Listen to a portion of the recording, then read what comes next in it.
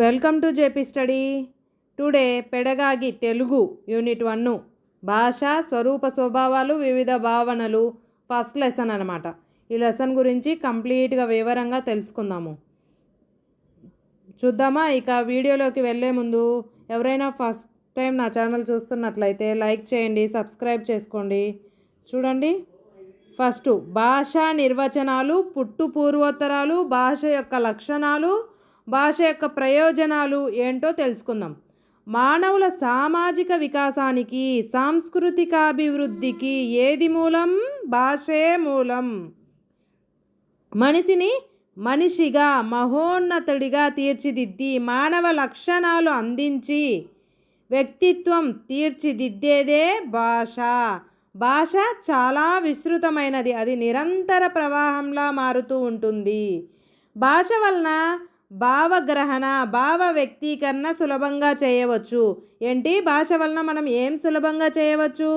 భావగ్రహణ, ఎదుటి వాళ్ళు ఏమనుకుంటున్నారో అనే విషయాన్ని గ్రహించవచ్చు. భావ వ్యక్తీకరణ, మనం ఏమనుకుంటున్నామో దాన్ని భాష వలన ఎక్స్ప్లెయిన్ చేయొచ్చు. భాష వల్ల తమ ఆలోచన విధానాలను ముందు తరాల వారికి అందించవచ్చు. దేనివల్ల మన ముందు తరాల వారికి మన ఆలోచన విధానాలను అందించవచ్చు? భాష వల్ల. వ్యక్తి వికాసానికి, తద్వారా సమాజానికి, సమాజ వికాసానికి మూలాధారమైనదే భాష. ఏంటి? ఒక వ్యక్తి యొక్క వికాసానికి, దాని ద్వారా మన సమాజ వికాసానికి కూడా మూలాధారమైనది భాష.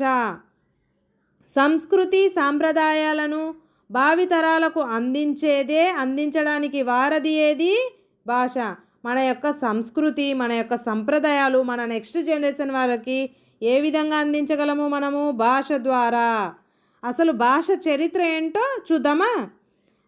భాష్ అనే సంస్కృత ధాతువు నుండి భాష అనే పదం పుట్టింది. ఏ సంస్కృత ధాతువు నుండి భాష అనే పదం పుట్టింది? బాస్. భాషకు తొలి రూపం ఏది? తొలి రూపం వాగ్రూపం. భావ వ్యక్తీకరణకు ఉపయోగపడే అర్థవంతమైన శబ్ద సముదాయమే భాష అని పలువురు భాషావేత్తల అభిప్రాయం. చాలామంది భాషావేత్తల అభిప్రాయం ఏంటి? భావ వ్యక్తీకరణకు ఉపయోగపడే అర్థవంతమైన శబ్ద సముదాయమే భాష. వ్యాకరణకారుల దృష్టిలో ప్రకృతి, ప్రత్యయ, పద నిరూపణే భాష. వ్యాకరణకారుల దృష్టిలో ప్రకృతి, ప్రత్యయ, పద నిరూపణే భాష.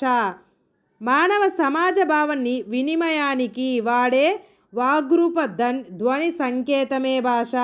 మానవ సమాజ భావ వినిమయానికి, చూడండి, మన సమాజంలో ఒకరి నుంచి ఒకరు ఏం మాట్లాడాలన్నా భావాన్ని వ్యక్తం చేయడానికి వాగ్రూపం అంటే ధ్వని, మాట్లాడేది. ఇప్పుడు మనం మాట్లాడుతున్నాం కదా, అలా ధ్వని సంకేతమే భాష.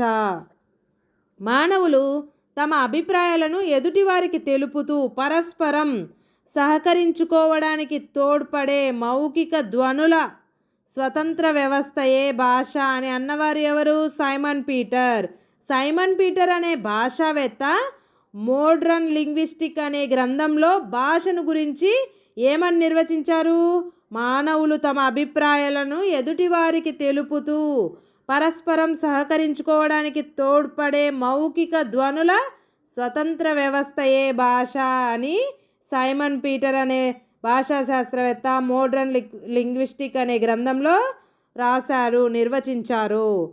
పలు అంటే వివిధ భాషణ అలవాట్లతో కూడిన సంక్లిష్ట వ్యవస్థయే భాష అని అన్నవారు ఎవరు? హాకెట్.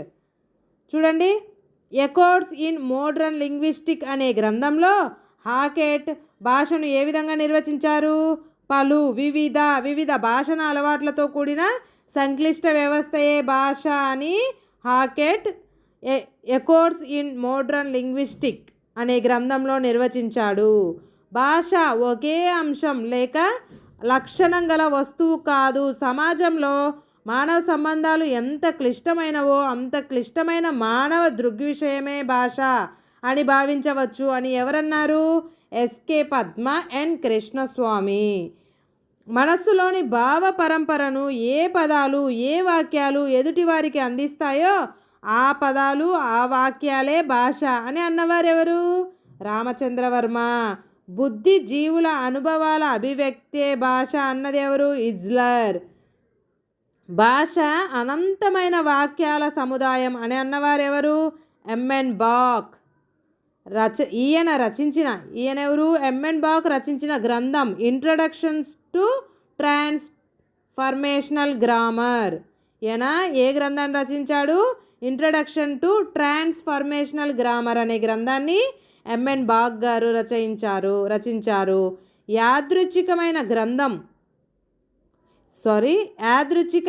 యాదృచ్ఛికమైన నిర్మాణ సౌష్ఠవంతో మానవ సమాజంతో భావ వినిమయానికి, పరస్పర సహకారానికి, సంస్కృతి పరివ్యాప్తికి ఉపకరించే వాగ్రూప ధ్వని సంకేత సముదాయమే భాష అన్నవారెవరు? స్టడ్డమ్. ఇక భాష లక్షణాలు ఏంటివి? భాష అనేది యాదృచ్ఛికం, భాష సామాజికం, భాష సాంకేతిక సముదాయం, భాష వ్యవస్థీకృతం, భాష నిర్మాణాత్మకం, భాష పరిమాణశీలి, భాష అనేది అర్థవంతం, భాష ఉత్పాదకం, సృజనాత్మకతం, భాష అనుసంనీయం. చూడండి, భాషా స్వభావాలు అనేది నెక్స్ట్ వీడియోలో తెలుసుకుందాం. Thank you for watching. Please like, share and subscribe.